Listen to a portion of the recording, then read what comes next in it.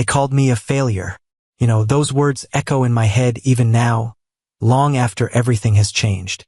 But back then, on that cold Tuesday morning when I first strapped the red insulated bag to the back of my rusty bicycle, those words felt like they had been carved into my chest with a dull knife. I was 60 years old. 60. An age when most men are thinking about retirement, about golf courses, about finally relaxing and watching their grandchildren grow up. But me, I was zipping up a cheap polyester uniform and checking my phone for the next delivery request. My name is Frank, and this is the story of how my family laughed at me, how my own grandchildren refused to be seen in public with me, and how one rainy night changed absolutely everything.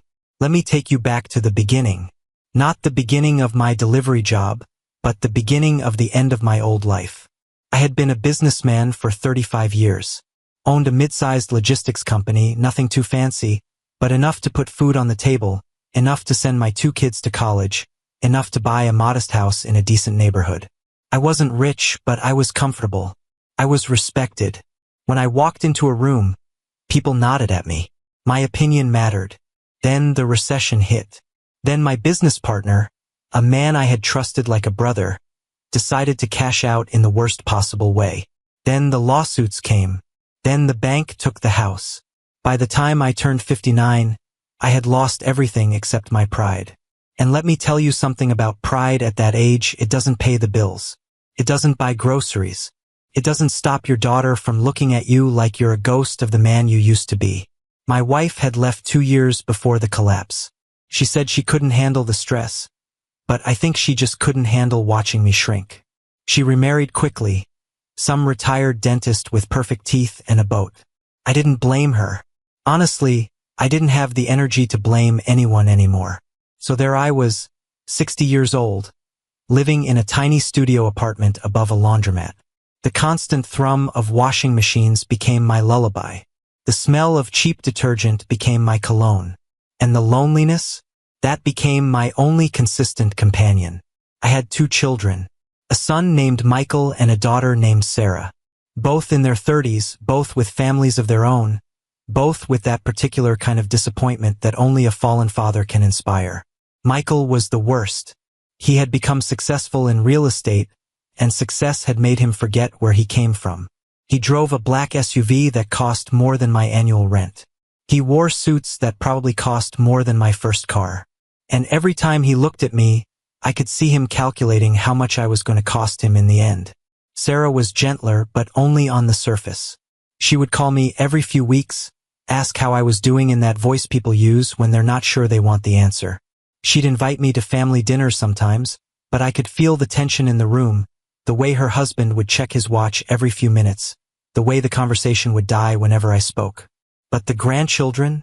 Oh, that hurt more than anything. Michael had 2 kids, a boy named Ethan who was 14, and a girl named Chloe who was 12. I had watched them take their first steps. I had taught Ethan how to ride a bike. I had braided Chloe's hair when she was little and insisted on looking like a princess. I loved those kids more than I had ever loved anything in my life. And they were embarrassed to be seen with me. Started small. Chloe would pull away when I tried to hug her. Ethan would pretend to be on his phone whenever I walked into the room. Then it got worse. Michael told me flat out that the kids didn't want to visit anymore. Said it made them uncomfortable to see me like this. Like what? I asked. Like someone who's struggling? Like someone who's trying to survive? He didn't answer. He just gave me that look. That look that said, "You had your chance, Dad. You blew it. Now deal with the consequences." So I dealt with them. Alone. I tried to find work, of course. I sent out resumes, hundreds of them. But who wants to hire a 60-year-old man with a failed business and a broken spirit? The interviews I did get were humiliating. Young managers in open offices asking me where I saw myself in 5 years. 5 years? I just wanted to see myself eating dinner next week. After 8 months of rejections, I did the only thing I could do. I signed up for a food delivery app. It didn't require an interview. It didn't require me to explain my past. It just required a bike, a phone, and a willingness to swallow whatever pride I had left. The first day was brutal. My legs screamed after the first hour.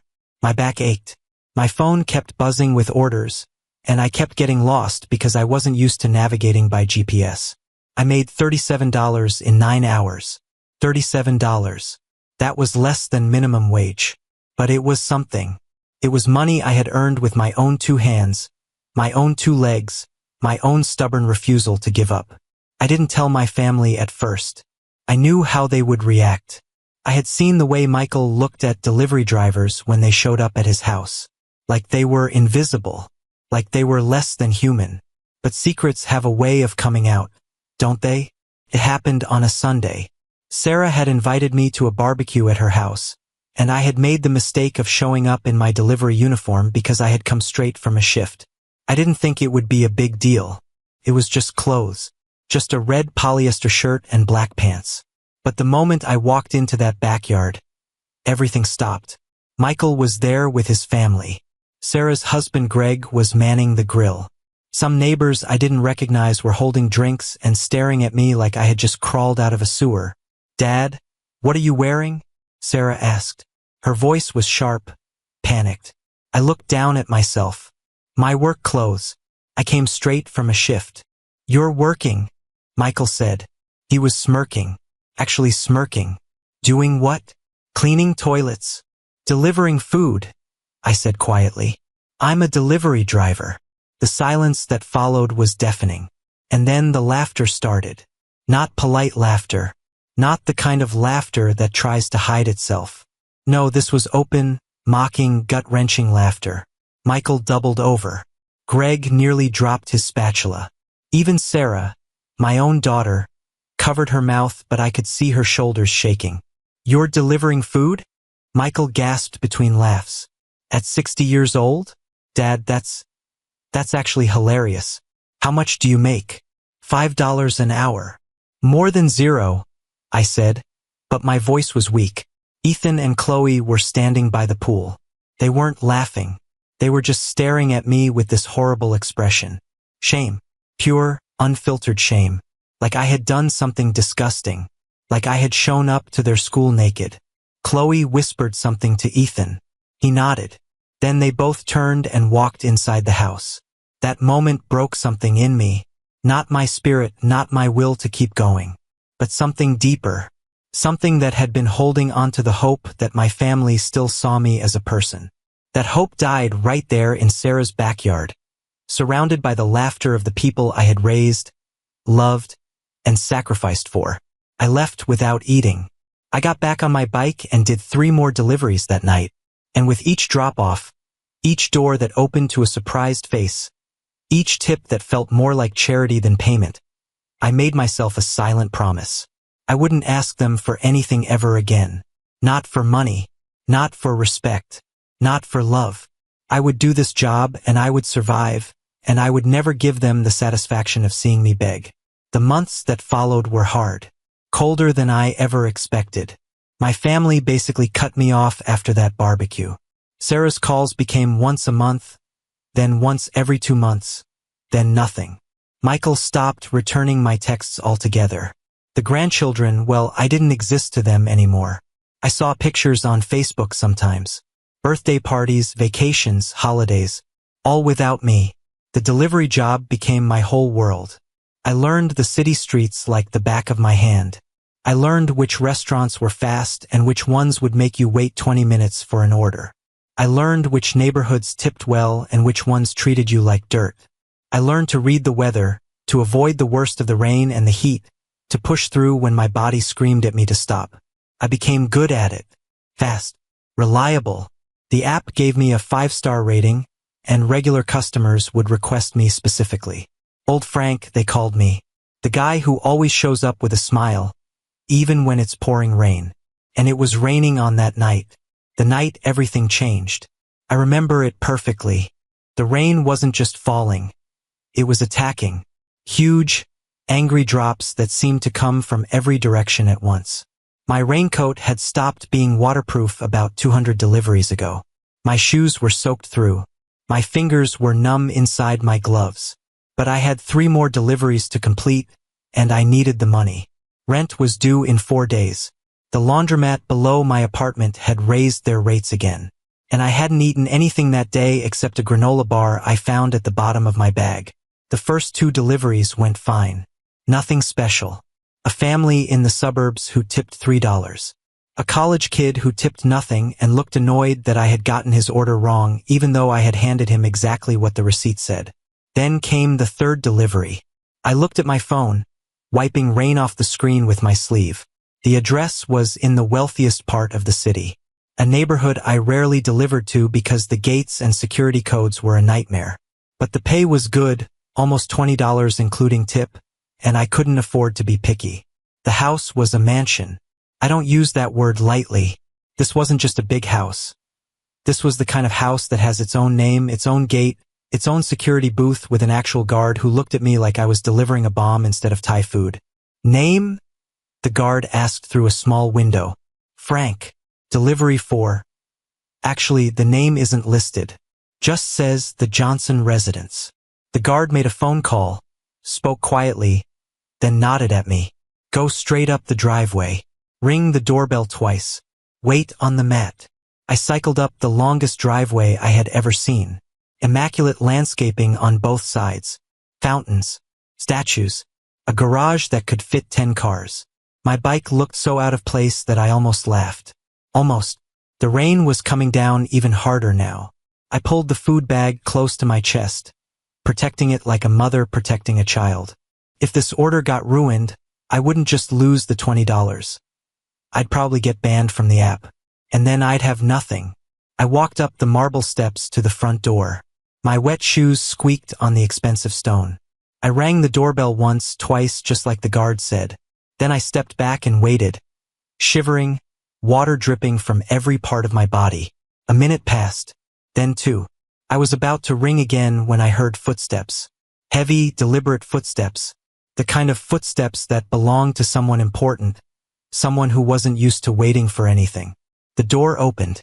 The man standing there was in his early 40s, tall, broad-shouldered, with a face that looked like it belonged on a magazine cover.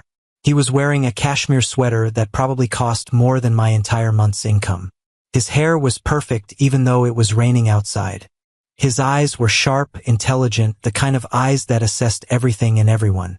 He looked at the food bag, then at my uniform, then at my face, and his expression changed. The confidence drained out of him like water from a broken dam. His mouth fell open. His eyes widened. His hands, which had been reaching for the food, dropped to his sides. His face turned pale, then whiter than I had ever seen a human being turn. "Oh my God," he whispered. I blinked. "Sir, your order is here. I have a pad thai and—" "No," he said, cutting me off. His voice was shaking. His whole body was shaking. "No, no, no. It can't be." I felt a spike of anxiety. Had I messed up the order? Delivered to the wrong house? I checked the address on my phone again. This was the place. "Sir, if there's a problem with the order, you can contact customer support and—" "You don't recognize me," he said. It wasn't a question. It was a statement of disbelief. "You really don't recognize me?" I looked at his face more closely. There was something familiar about it, something in the shape of his jaw, the curve of his brow. But I couldn't place it. I met thousands of people through deliveries. They all blurred together after a while. "I'm sorry, sir. I deliver to a lot of houses.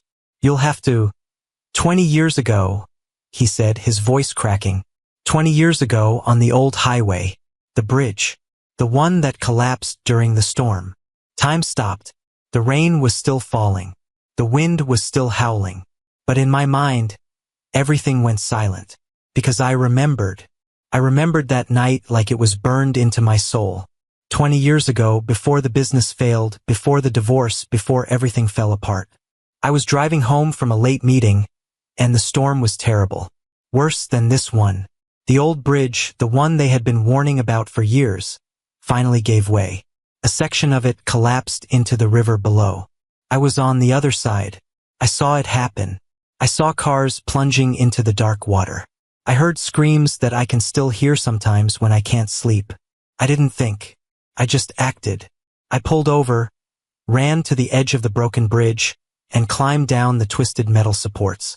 I found a car hanging halfway over the edge. A young man inside, unconscious, his seatbelt jammed. I got him out. I pulled him up the embankment with strength I didn't know I had. I carried him to safety just as the rest of the bridge collapsed. The paramedics took him away before I could even get his name. The police took my statement. The news reporters wanted to interview me, but I refused. I wasn't a hero. I was just a guy who did what anyone would have done. I never saw that young man again. I never knew if he survived, if he recovered, if he even remembered what happened. Until now. Timothy, I said. The name came back to me from the police report. Timothy something. You were 22 years old. You had just graduated from college. He was crying now. This powerful, wealthy man in his cashmere sweater was crying like a child. Tears streaming down his face, mixing with the rain. Timothy, right, he said. And you never came to the hospital. You never answered the phone when they tried to contact you. I spent years looking for you. Years. The police said you didn't want to be found. I thought maybe you had died. I shook my head. I just went back to my life. I didn't need recognition. I didn't need... Need? He almost shouted. Need? You saved my life. My entire life. I have 3 children because of you. I have a company because of you. I have everything because you pulled me out of that car 30 seconds before it went into the river. He grabbed my shoulders. His hands were strong, trembling, desperate. What are you doing out here? He asked. In this rain? Delivering food? Why? The question hit me harder than I expected. Why? Because I had no other choice. Because my family had abandoned me. Because I was too proud to ask for help and too broke to afford anything else. I tried to explain. The words came out in fragments, broken pieces of a broken life. The failed business, the divorce, the family who laughed at me, the grandchildren who wouldn't look at me, the studio apartment above the laundromat, the granola bars for dinner. Timothy listened without interrupting. His expression changed from shock to disbelief to horror to something I couldn't quite name. When I finished, he didn't speak for a long time. He just stood there in the doorway, rain soaking his expensive clothes, staring at me like I was a ghost. Come inside, he finally said. Sir, I have other deliveries. Forget the other deliveries. Come inside right now. I hesitated. I wasn't used to being invited into mansions. I wasn't used to being looked at like I mattered. But something in his voice, something raw and desperate and grateful, made me step through that door. The inside of the house was even more impressive than the outside. Marble floors, chandeliers, art on the walls that probably cost more than my entire apartment building. But I barely noticed any of it because Timothy was leading me to a living room where a fire was burning in a massive fireplace, and he was pushing me into a chair, and he was taking the food bag from my hands, and he was calling for his wife. Margaret, come here. Right now. A woman appeared from another room. She was beautiful, elegant, with kind eyes that widened when she saw me sitting there in my soaked uniform, dripping water onto her Persian rug. Timothy, what's going on? Who is this? This is him, Timothy said. His voice was still shaking. This is the man from the bridge, the one who saved my life. Margaret's hand flew to her mouth. Oh my God! And then, to my complete shock, she started crying too. The next hour was a blur. Margaret brought me towels and dry clothes that belonged to Timothy but fit me well enough. She made me hot tea and sandwiches, more food than I had eaten in a week. She sat across from me with tears still on her cheeks while Timothy paced back and forth, telling his children, who had come downstairs to see what all the commotion was about, who I was and what I had done. Their kids were teenagers, 2 boys and a girl. They looked at me with wide eyes, like I was a character from a movie. Their father had told them about the bridge accident many times. He had shown them the news clippings. He had made them understand that without a stranger's bravery, none of them would exist. And now that stranger was sitting in their living room, wearing their father's sweatpants, eating their mother's sandwiches. I don't understand something, Timothy said finally, stopping his pacing to stand in front of me. Your family, your children and grandchildren, they laughed at you? For delivering food. I nodded, not trusting my voice. And you saved my life, he continued. You're a hero. You're the bravest man I've ever known. And they laughed at you? People forget, I said quietly. Or maybe they never knew. I never told them about the bridge. It never seemed important. Timothy looked at his wife. She looked at him. Something passed between them. Some silent conversation that I wasn't privy to. Frank, Timothy said slowly, what if I told you that I could help you? What if I told you that I've been looking for you for 2 decades because I wanted to give you something? Something that would change your life the way you changed mine. I didn't know what to say. Help? From a stranger I had saved 20 years ago? Felt wrong somehow. Like accepting payment for doing the right thing. I didn't save you for a reward, I said. I know, Timothy replied. That's exactly why you deserve one. The next morning, I woke up in a guest bedroom that was bigger than my entire apartment. Sunlight was streaming through windows that overlooked a garden with actual peacocks walking around. I had slept better than I had in years, and for a few blissful moments, I forgot where I was. Then I remembered. I sat up, confused, wondering if it had all been a dream. But no. There was a tray on the nightstand with fresh coffee and orange juice and a note in elegant handwriting. Stay for breakfast. We have so much to talk about. Timothy, I stayed for breakfast. And lunch. And dinner. Timothy didn't want to let me go. He told me about his life, his company, his fortune. He had started a tech firm a few years after the accident, driven by a new appreciation for life that the bridge collapse had given him. The company had exploded, gone public, made him richer than he had ever imagined. None of this exists without you, he kept saying. None of it. I tried to deflect, to minimize, to tell him that anyone would have done what I did. But he wouldn't hear it. No, he said firmly. Not anyone. You climbed down a collapsed bridge in the middle of a storm. You pulled me out of a car that was hanging over a river. You carried me up an embankment with broken glass cutting your hands and water rising around your feet. Not anyone. You. I looked down at my hands. The scars from that night were still there, faded but visible. I had forgotten about them, or maybe I had chosen to forget. What do you want? Timothy asked me. Not what do you need? Not what can I give you? What do you want? I thought about it. Really thought about it. I wanted my dignity back.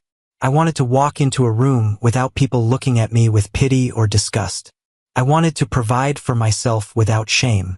I wanted my grandchildren to look at me with pride instead of embarrassment. But I didn't say any of that. Instead, I said, I want to work, real work, with meaning. Timothy smiled. I can do that. And he did. He offered me a job at his company. Not a charity position, not a made-up title to make me feel important. A real job with real responsibilities. He had a logistics division, and I had 35 years of logistics experience. It was a perfect fit. Within a week, I had traded my red polyester uniform for a desk with my name on it. Within a month, I had moved out of the laundromat apartment into a small but comfortable condo that Timothy helped me find. Within 3 months, I was managing a team of 20 people and remembering what it felt like to be respected. But the best part? The part that still makes me emotional when I think about it? Timothy didn't stop there. He wanted to do more. He wanted to make sure that the people who had laughed at me, who had abandoned me, who had made me feel worthless, understood exactly who I was. My family, of course, found out eventually. Michael saw me on the news. There was a charity event that Timothy had organized in my honor, an event celebrating local heroes, and the news stations covered it. There I was, 60 years old, standing next to a tech billionaire, accepting an award for bravery that had happened 2 decades ago. Michael called me the next day. I could hear the confusion in his voice, the desperation, the sudden realization that he might have made a terrible mistake. Dad, I saw you on TV. What's going on? How do you know Timothy, right? He's the man I saved from a collapsed bridge 20 years ago, I said calmly. He's been looking for me ever since. He found me when I delivered food to his house in the rain. Silence. Then, you never told us about that. You never asked. You were too busy laughing at me. More silence. I could hear him breathing, hear him trying to find the right words, the words that would make everything okay. Dad, I'm sorry. I didn't know. I thought. We all thought. I know what you thought, Michael. You thought I was a failure. You thought I had nothing left to offer. You taught your children to be ashamed of me. That's not fair. You never told us. Fair. I interrupted. Was it fair when you laughed at me in your sister's backyard? Was it fair when you told your kids not to visit me? Was it fair when you stopped returning my calls? He didn't have an answer. He couldn't. Because there was no answer that would make any of it right. I didn't cut him off. I didn't seek revenge. I didn't humiliate him the way he had humiliated me. But I also didn't pretend that everything was fine. Forgiveness, I realized, isn't about forgetting. It's about deciding what kind of person you want to be. I wanted to be the kind of person who saves someone from a collapsed bridge. Not the kind of person who holds grudges until they rot. So I gave Michael another chance. A careful, cautious chance. We had dinner together, just the two of us, and we talked for hours. He apologized. Really apologized.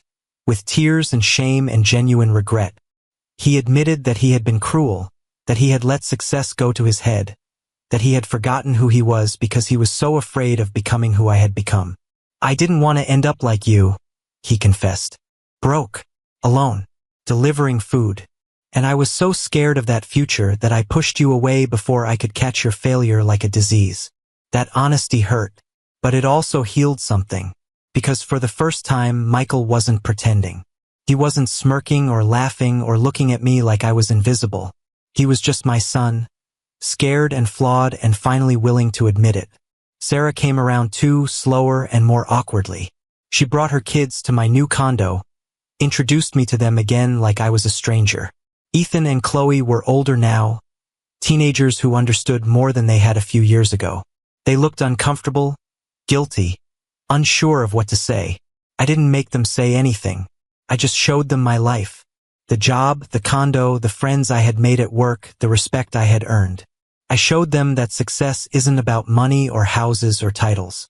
It's about waking up every day and choosing to be brave, even when the world has given you every reason to give up.